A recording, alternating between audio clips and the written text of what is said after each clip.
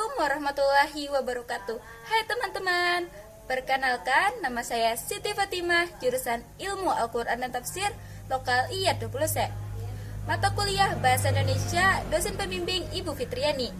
Baik, pada video kali ini saya akan mengulas sedikit tentang kesalahan penggunaan tata bahasa Indonesia yang baik dan benar dalam kehidupan sehari-hari, khususnya tentang aspek PLBI, KBBI, dan keefektifan kalimat. Bahasa Indonesia merupakan salah satu alat yang digunakan untuk mempersatu segala bahasa daerah. Bahasa Indonesia juga digunakan sebagai bahasa komunikasi dari mulai keluarga, masyarakat, bahkan dalam tempat yang ramai. Bahasa Indonesia yang baik dan benar itu merupakan bahasa Indonesia yang memenuhi faktor-faktor kebahasaan dan kaidah-kaidah kebahasaan yang baik dan benar. Namun, sayangnya masih banyak sekali kita temui kesalahan-kesalahan ejaan ataupun penulisan-penulisan yang kurang tepat atau akurat. Langsung saja kita simak foto dan penjelasan tentang kesalahan-kesalahan ejaan di ruang publik. Yang pertama, alamat Jalan Sepakat 11, waktu 12.57. Analisis, setelah kata nomor, seharusnya diberi tanda titik dan diberi tanda spasi. Contoh, nomor titik 1778B. Yang kedua, alamat Jalan Sepakat 11, waktu 12.58. Analisis, kata terima harusnya diubah menjadi menerima. Lalu penulisan nomor titik B12 harusnya huruf O besar diubah menjadi huruf O kecil. Yang ketiga, alamat Jalan Sepakat 11, waktu 13.00. Analisis, setelah Pontianak Tenggara seharusnya ada tanda koma agar pembaca dapat mengetahui bahwa itu merupakan kode pos. Jadi, penulisan yang benar adalah Pontianak Tenggara, 78124. Yang keempat, alamat Jalan Sepakat 11, waktu 13.10. Analisis, dalam penulisan singkatan yang baik seharusnya S garis miring D itu diubah menjadi S titik D.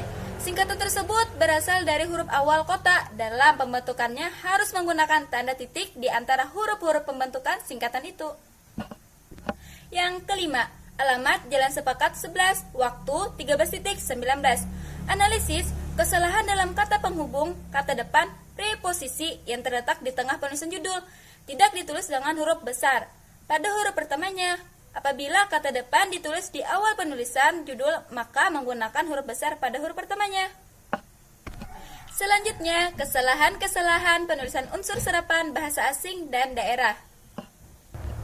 Yang pertama, pulsa al-operator. Kata pulsa al-operator seharusnya diganti dengan pulsa semua operator. Yang kedua, program-program original. Kata program-program original seharusnya diganti dengan program-program asli. Yang ketiga ialah profesional. Kata profesional harusnya dicetak miring karena bahasa tersebut ialah bahasa asing. Yang keempat ialah servis. Kata servis seharusnya diganti dengan kata layanan karena servis termasuk bahasa asing. Yang kelima ialah kualitas.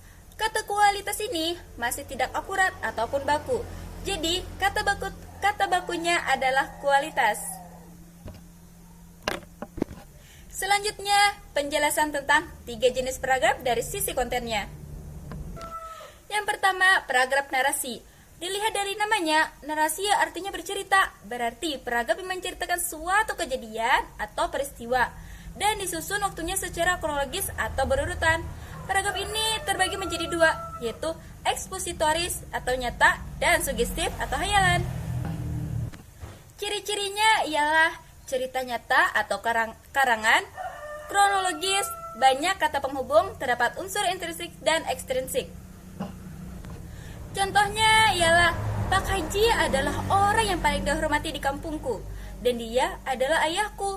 Setiap pagi selalu melakukan olahraga jogging. Ketika lewat pasar, kami disapa oleh para penjual dan pembeli. Dan terakhir melewati pemukiman warga, kami disapa, bahkan dikasih minum. Meskipun begitu, Pak Haji tak pernah sombong. Yang kedua, paragraf argumentasi. Paragraf argumentatif atau argumentasi adalah jenis paragraf yang memuat opini, gagasan, dan pendapat-pendapat dari penulis dan berdasarkan sudut pandang dan keyakinannya. Biasanya untuk memperkuat pendapatannya, penulis akan melampirkan bukti-bukti supaya pembaca yakin. Supaya lebih mudah membedakan dengan paragraf yang lainnya, paragraf argumentasi pasti mengandung unsur subjektif. Ciri-cirinya ialah ilmiah, subjektif, adanya kesimpulan, dan dilampirkan bukti dan referensi. Contohnya ialah bermain game ialah salah satu kegiatan yang bermanfaat bagi kita. Dengan bermain game, segala stres dan galau kita akan terobati. Banyak game yang bisa kita mainkan, terutama hadirnya smartphone memudahkan kita untuk memilih permainan. Terlepas dari banyaknya yang kontra dari game, ternyata game memiliki manfaat bagi kita. Yang ketiga, paragraf persuasif. Paragraf ini berisi rujukan atau anjuran dengan tujuan mempengaruhi pembaca agar percaya dan melakukan apa yang diinformasikan dan diwacana tersebut. Ciri-cirinya ialah terdapat bukti atau fakta agar pembaca lebih yakin. Terdapat kata bujukan atau anjuran, misalnya sebaiknya, mari, dan lain-lain.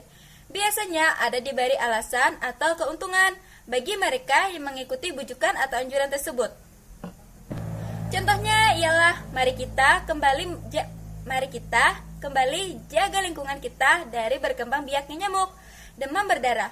Dengan selalu menjaga lingkungan tetap bersih dan melakukan 3P, yaitu pembuangan, pengurasan, dan penyemprotan.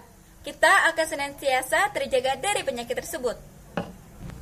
Sekian dari penjelasan saya Siti Fatimah meminta maaf atas kekurangan ataupun kesalahan yang saya jelaskan. Salah hilaf mohon maaf. Wassalamualaikum warahmatullahi wabarakatuh.